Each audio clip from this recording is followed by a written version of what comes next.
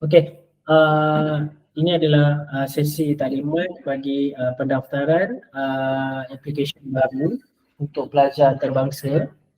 So di mana kita akan ada 2 link. So jangan risau, slide ni saya akan beri kepada Mbak Jamik dan Mbak Jamik akan serahkan edarkan di grup lah. Okay, jangan risau, slide ni ada link, tekan je link ni dia akan pergi ke untuk link to register. Link yang kedua ni adalah link untuk tracking tracking untuk berapa persen kita punya application tu, dia punya proses lah. Boleh ya? Okay, untuk permulaan, apabila kita dah tekan link register, permulaan dia akan nampak macam ni. Okay, dia akan ada keluar login and or create an account. So pertamanya pelajar perlu create an account dulu. So bila nak create tu perlu ada email lah, email pelajar. So apabila dah create, semua dah sukses, baru dimasukkan email yang telah di-create dan password yang kita letak. Ini password sendirilah yang pelajar create sendiri, baru kita login. So apabila dah login, baru dia akan pergi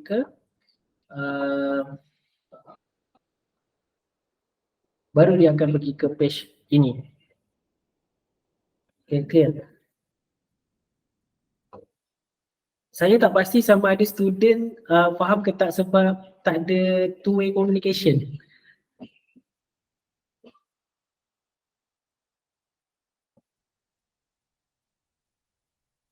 Jamik boleh tolong? Bagi pelajar boleh open cam dulu ya. Jadi kalau misalnya kalian paham atau enggak bisa langsung kelihatan dari ekspresi atau mimik wajahnya. Terima kasih. Okey, tanpa buang masa, saya assume kalau tak ada respon, bermakna you all faham. Okay, so permulaan prosesnya apabila selesai create account, page yang pertama dia akan keluar macam ni. So yang pertama you all perlu isi adalah institution type. Dekat sini akan ada 2 pilihan, sama ada public ataupun private. So pelajar diminta pilih private higher education institution. Pilih je, tekan button kat ujung ni dan ada 2 pilihan, pilih yang private punya. So next pula adalah institution name. So dekat sini akan ada keluar universiti ataupun college banyak. So kita perlu memilih college antarabangsa inovatif. Okay. Next adalah year of intake dengan month of intake. Yang ini perlu ikut tarikh di conditional offer letter. Sebelum pelajar key in EMJS, pelajar akan dapat conditional offer letter dulu. So daripada conditional offer letter tu kita tahu bila tarikh intake. Macam contoh kalau year of intake 2023, untuk pengambilan yang terkini ni adalah bulan 12. So pilih month of intake adalah bulan 12. Ya? December. Okay, next adalah program type. Yang ini program akan ada 2 pilihan, sama ada part-time program ataupun full-time program. So pelajar diminta pilih full-time program.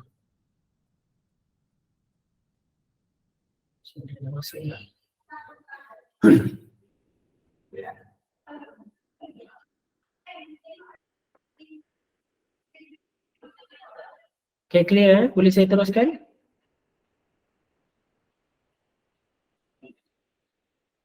Saya risau lah sebab semua senyap. Sampai sini ada yang ingin ditanyakan? Aman Pak.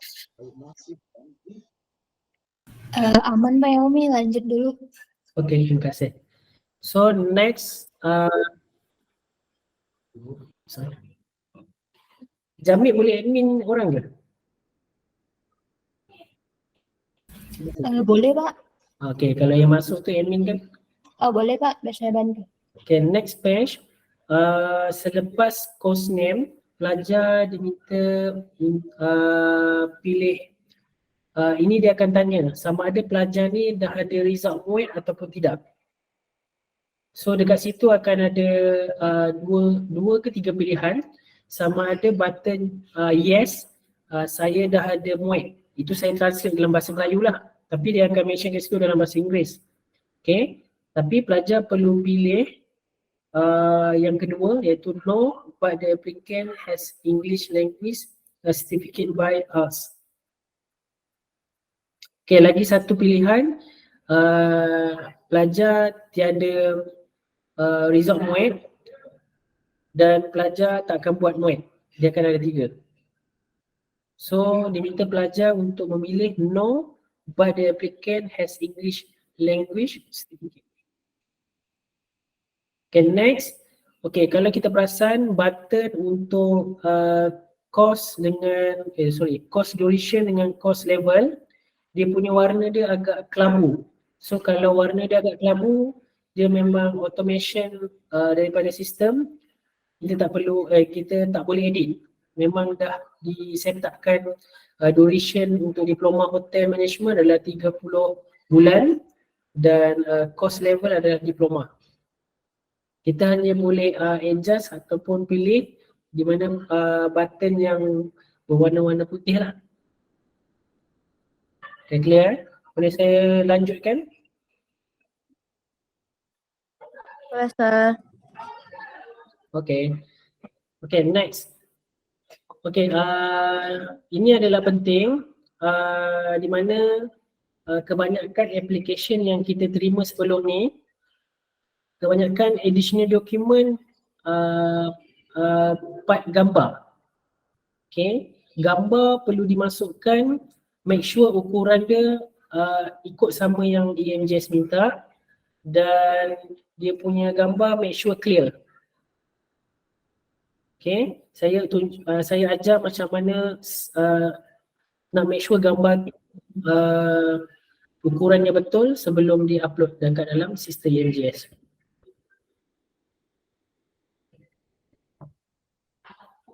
Saya tunjuk satu contoh.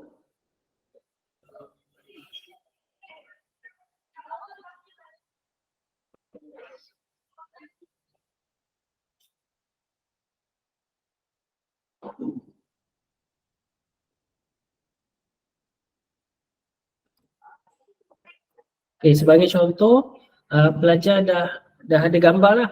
So make sure check dulu dia punya size gambar. So dekat sini you boleh check sama ada size dia betul atau tak. You tekan resize and skew lah. You buka dekat gambar tu, pergi dekat pen, P-A-I-N-T. So buka dekat situ, make sure dia punya size dia betul. Macam ni. So kalau kita tengok undang-undang EMJS tadi, dia punya size adalah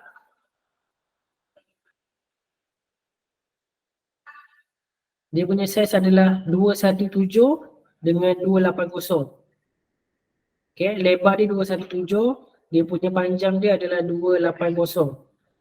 Dia tak boleh melebihi angka tu. Kalau kurang, boleh, tak ada masalah. So kalau kita tengok yang gambar tadi, 215, 276. Kalau kita tengok tadi undang-undang tadi adalah 217 ataupun 280.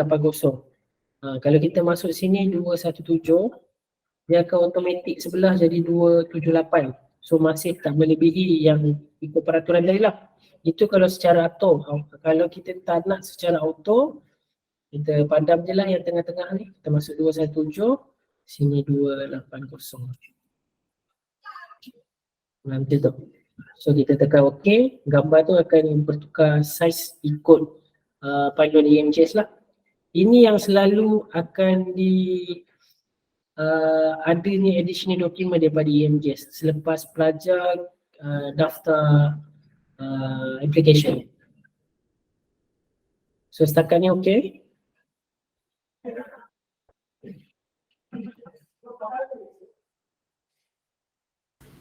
Ada yang ingin ditanyakan? Tidak, Miss. Okay. Okay, kalau clear, itu adalah dia punya rule and regulation yang perlu dijaga lah. Okay, next. Okay, yang ini pun perlu dijaga juga. Kebanyakan pelajar just key in nama mengikut kebiasaan di dalam pasport lah ataupun di panggilan nama di negara sendiri. Sebagai contoh, nama pelajar dahulu baru nama bapa kemudian. Tetapi dalam sistem EMGS kita perlu key in nama mengikut pasport punya format. Pasport punya format adalah pasport MRZ format. Okay, boleh saya tunjuk contoh dia punya pasport MRZ format. Maksud dia yang senang faham, MRZ format ni adalah nama bapa dulu baru nama pelajar. Mungkin kalau di Indonesia itu nama belang dulu sih Pak. Kalau misalnya yang punya marga, dia marganya dulu baru namanya.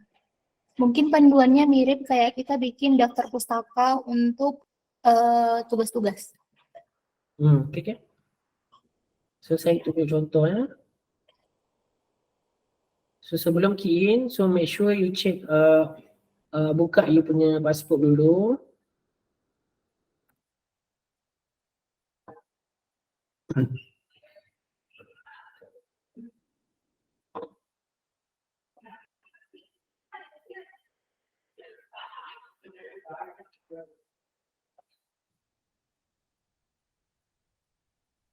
Okay, MRZ apa yang dimaksudkan adalah yang di bawah ini. Ini adalah MRZ format. Okay, jangan tengok dekat sini. Kalau kita tengok sini, kebiasaan pelajar akan type nama dia Amal Ahmad. Tapi bila kita perlu ikut MRZ punya format, dia akan nama Ahmad dulu baru Amal. Kalau kita tengok sini, P ni adalah pasport lah. IDN ni adalah Indonesia punya kod lah, kod immigration. Dia starting daripada nama dia Ahmad, AHMAD. Yang tanda anak panah ni, ini bermaksud space. So nanti bila key in dekat dalam sistem EMGS, jangan key in anak panah ni, just tekan space dan kita teruskan dengan nama seterusnya, Amal. Ini secara ringkas senang. Yang jadi confuse adalah dia pelajar mempunyai nama panjang. Dia ada 5 ataupun 6 patah perkataan. So berhati-hati. So ikut je MRZ format ni. So kalau tak ikut MRZ format ni, application akan ada additional document, EMGS akan minta pelajar kan.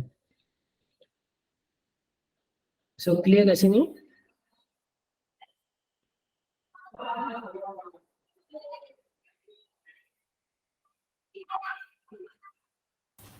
Kita boleh lanjut aja sih kayaknya Pak. Nanti kalau misalnya ada pertanyaan nanti bisa saya jawab di grup WhatsApp aja. Okay. Okay, kita teruskan. Okay, macam biasa, next adalah applicant gender. Yang mana lelaki pilih male, yang mana perempuan pilih female. Okay, untuk applicant place, you pilih negara Indonesia. Dan applicant date of birth ni tarikh lahir lah. So make sure ikut dekat dalam pasport. So make sure jangan type dekat dalam kotak. Perlu tekan kalender ni dan ikut tarikh lahir ni lah setup nanti. Okay, next adalah applicant and nationality. Ini pun pilih Indonesia. Applicant region, state and province. Ini kita perlu, dia akan ada auto pilihan, sama ada dia akan keluar Medan ke, Jakarta ke, ikut kesesuaian dekat dalam pasport lah. Okay, clear?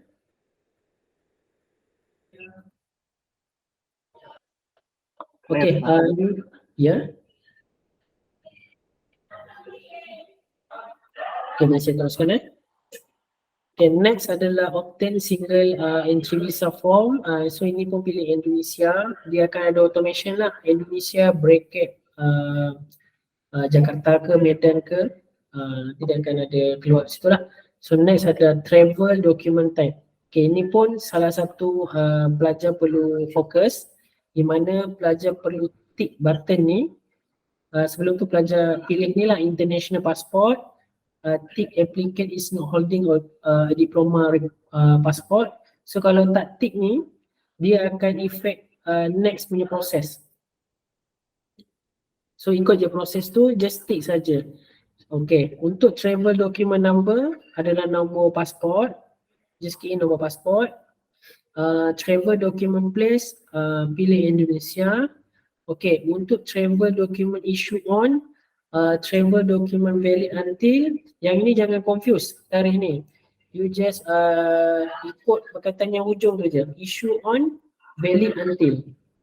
Okay, kalau kita tengok contoh dekat pasport sini, okay, kalau macam pasport pelajar ni daripada kiri ke kanan, tapi kalau ada setengah pelajar daripada negara Bangladesh, daripada atas ke bawah.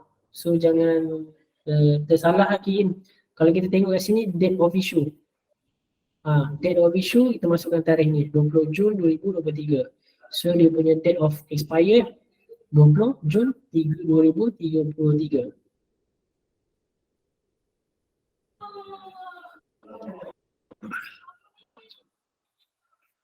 Okay, saya teruskan.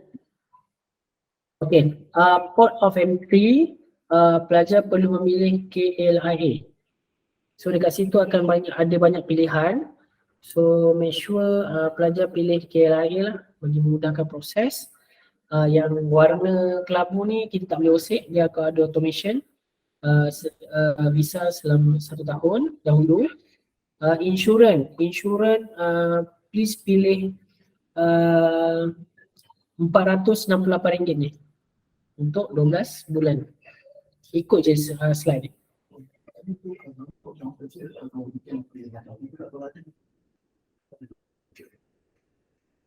Tak ada, dia cuma KLIA. Dia tak ada pilihan lain?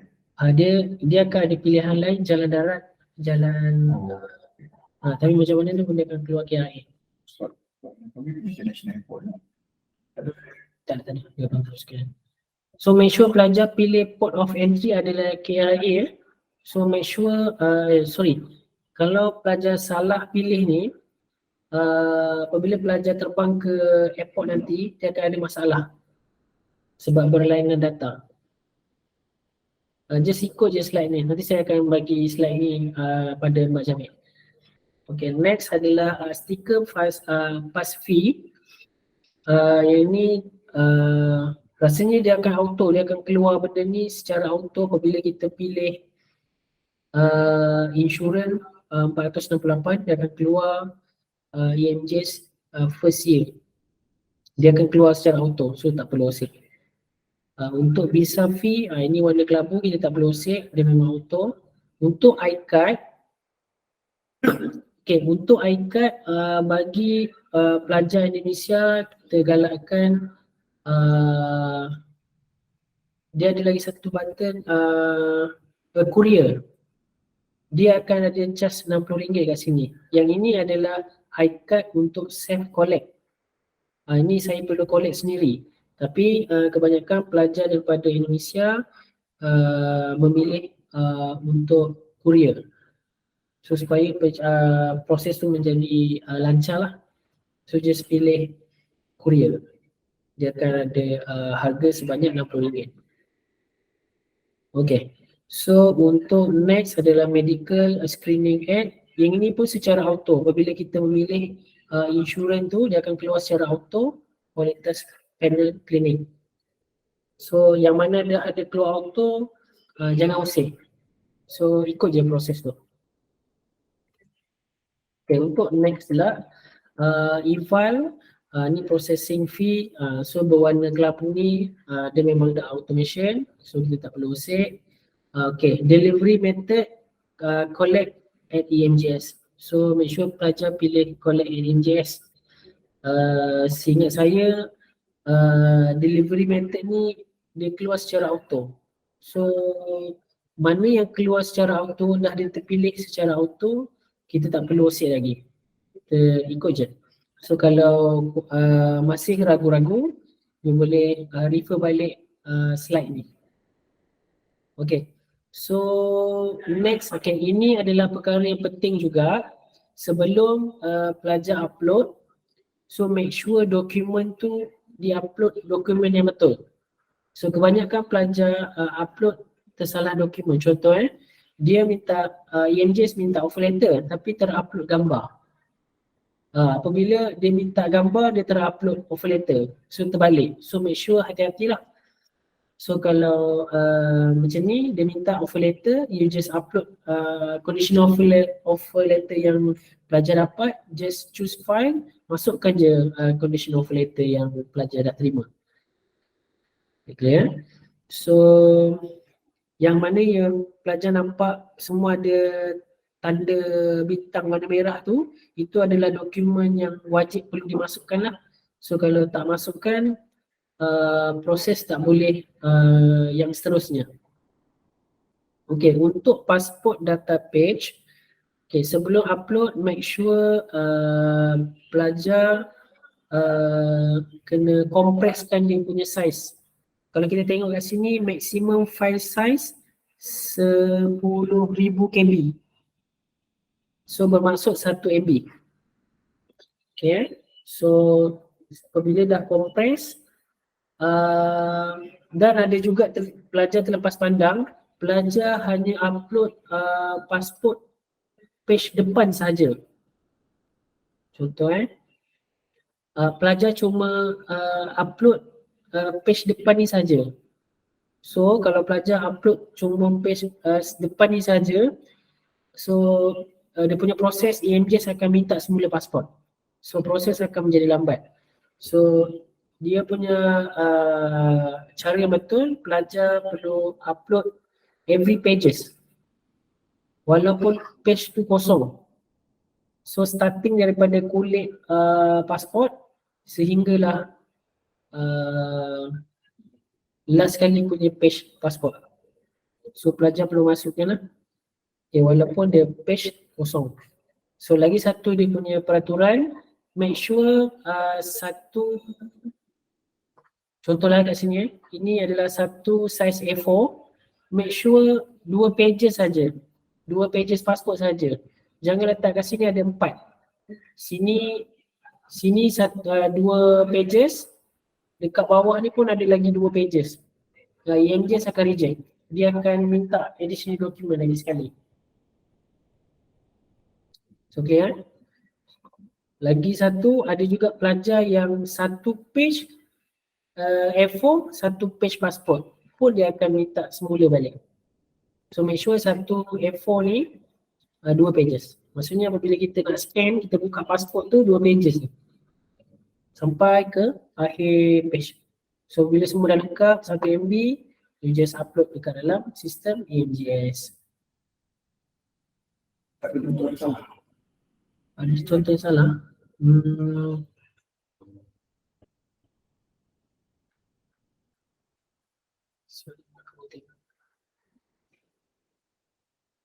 Saya cuba cari contoh yang salah. Itu sampai sini.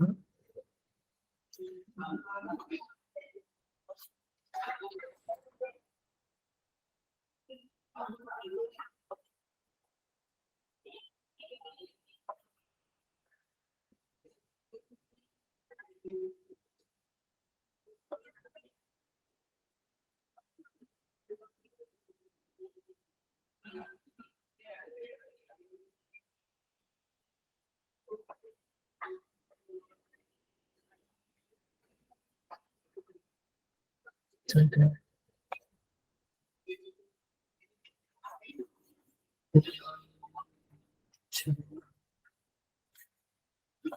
Saya cari.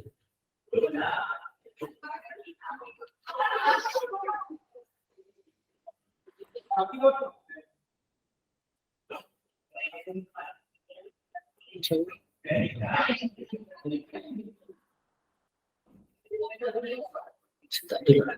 Tak apalah, next time saya tunjuk.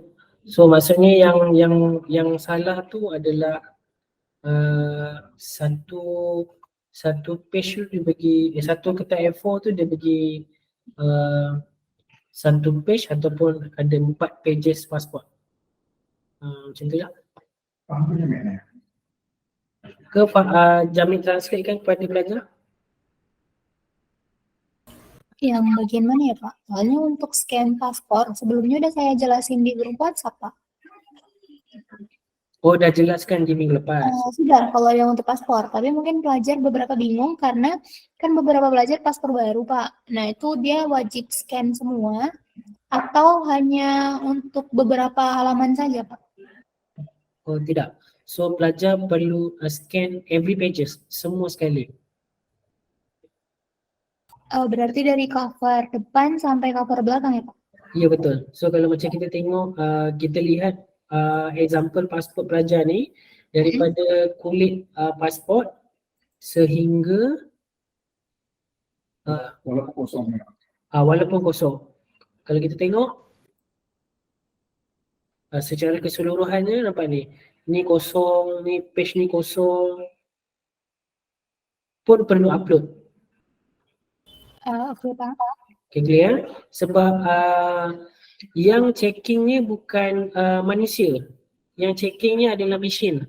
So apabila mesin dia akan scan dokumen tu, dia akan trace number ni. Ni ada number page. Nombor 3, ni nombor 6, nombor 7, dia akan trace. So kalau ada missing pages nanti dia akan minta. So proses akan jadi lambat lah. Oke Pak, clear. Okay, clear. So saya teruskan. Okay, itu untuk passport data page. Untuk academic certificate, okay, kebanyakan pelajar yang dah untuk sertifikat negara Indonesia, kalau sebelum tahun 2018 ataupun 2019, pelajar perlu upload Di bengkel magang itu lain kali. Banyak main tu macam ni.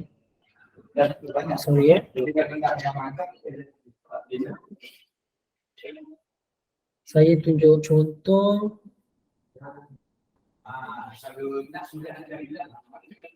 Academic result. Okay, academic result. Selalunya pelajar akan memberi ijazah dan nilai daftar nilai secara purata lah. So ada lagi satu pages dia tertinggal, iaitu sertifikat hasil ujian nasional. So untuk sertifikat hasil ujian nasional pun wajib pelajar perlu hantar, di mana yang sebelum tahun 2018, 2019. So pelajar perlu upload untuk sertifikat hasil ujian nasional. So mana pelajar yang tahun 2018, 19 dan ke atas dah tak perlu hantar sertifikat hasil ujian nasional lah. Okay, kebanyakan grup yang kami dapat pelajar semuanya sebelum tahun 2018. So perlukan 3 sertifikat ni lah. Satu ijazah daripada sekolah, yang kedua adalah daftar nilai, dan yang terakhir adalah sertifikat hasil ujian nasional. So apabila dah lengkap 3 sertifikat ni dalam satu file, baru diuploadkan dekat dalam EMJS punya sistem. So ada juga yang student upload satu-satu. So kalau kita tengok dekat dalam button ni, dia tak ada banyak button. Dia cuma ada satu button untuk satu perkara. So make sure 3 pages tadi you combinekan dulu, baru masukkan dekat dalam attachment yang EMJS minta ni. Okay, clear? So next adalah health declaration. Ini adalah borang kesihatan. Ini pun ada kebanyakan pelajar yang silap masuk borang kesihatan. Ada pelajar yang masuk borang keputusan kesihatan daripada klinik. So itu adalah simpanan anda sendirilah. Cuma yang perlu diupload dalam EMJS adalah borang yang telah disediakan oleh EMJS sendiri. Contoh saya tunjuk macam ni. Ini adalah health education form lah daripada EMJS. mereka memang sediakan. Asalnya form ni akan kosong lah. Okay, di mana borang ni nak dapat, jangan risau, Mbak Jamil akan beri yang kosong punya, so pelajar perlu isi. So dekat sini kebanyakan pelajar keliru, so berhati-hati. So kalau kita tengok dekat sini, I hereby declare that I am free. So bermaksud anda semua adalah free daripada penyakit-penyakit ini. Bebas daripada penyakit-penyakit yang dimasukkan di sini lah. So kalau pelajar tick no, bermaksud anda tidak bebas daripada penyakit-penyakit ni. So dia agak soalan dekat sini agak tricky lah, so kena berhati-hati. So kalau pelajar tick no, ada juga pelajar yang tick no. So that's why ENJS minta semula confirmation borang kesihatan ni. So ada juga pelajar yang hantar result daripada hospital ataupun klinik di negara asal. So ENJS pun akan reject benda tu lah, dia akan minta semula form yang telah disediakan oleh ENJS. So jangan risau, form ni Jamil akan tolonglah untuk edarkan kepada pelajar. Boleh ya Jamil? Untuk form yang itu Pak, saya udah kirim di grup WhatsApp sih Pak. Dan beberapa udah ada yang kirim, cuman saya belum update di master list. Okey. Boleh Jamil, saya kurang sikit bahasa Indonesia.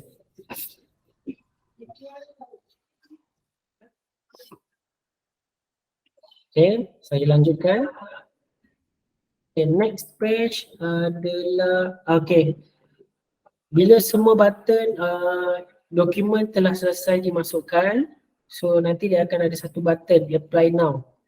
So just pelajar tekan je button apply now, nanti dia akan keluar page macam ni. Dia akan minta pelajar check lah apa yang di key in, semua dah tertera, semua maklumat adakah betul. Okay, kita just check saja. Okay, ni pun sama juga, dia akan ada, bila kita scroll akan dapat page macam ni lah. Saya just cut and paste masuk dalam slide je. Okay, next, kita just check je dia punya maklumat ni semua betul ke tak. Okay, so kalau kita dah upload semua dokumen, dia akan keluar ni lah, link berwarna hijau ni, semua masuk kita dah upload. Tapi jangan risau, kalau kita tak upload dokumen, dia tak akan boleh tekan apply now tadi. Kalau kita dah lengkap semua, baru kita boleh tekan apply now, button apply now.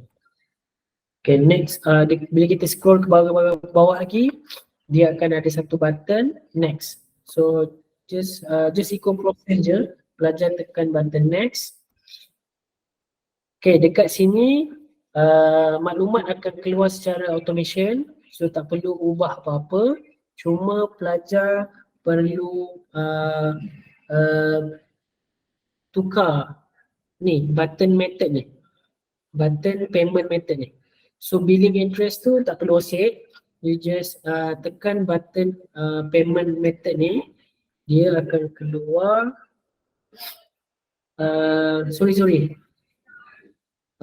yang ini adalah your check out process. Maksudnya dia akan proses, kat sini akan ada 3. Kalau kita perasan, saya salah explain tadi.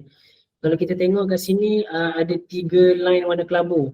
Satu line adalah billing information, line yang kedua adalah billing address, line ketiga adalah payment method. So kalau kita tengok dekat sini, ni payment information, tekan je continue, pergi dekat page, bila kita tekan continue, dia akan pergi ke page payment information lah. Nampak tu? Dia akan keluar macam ni. Yang ini secara auto dia akan keluar. Dia akan selesaikan billing address bahagian payment information dulu. So dekat sini ada 3 pilihan. Sama ada pelajar nak membayar menggunakan kad kredit, pay through by institution ataupun telegraphic transfer USD only lah. So yang ini pelajar perlu memilih pay through institution. Tik je yang bahagian tengah-tengah ni. So next, pelajar just tekan button continue. Apabila tekan button continue, dia akan automatic pergi ke application review. Untuk application review, dia punya page dia akan nampak macam ni lah. Dia punya maklumat semua. Okay, bila kita scroll ke bawah sikit, dia akan nampak semua maklumat apa yang kita kira tadi. Okay, biasa. Okay, ini adalah page yang bawah sekali.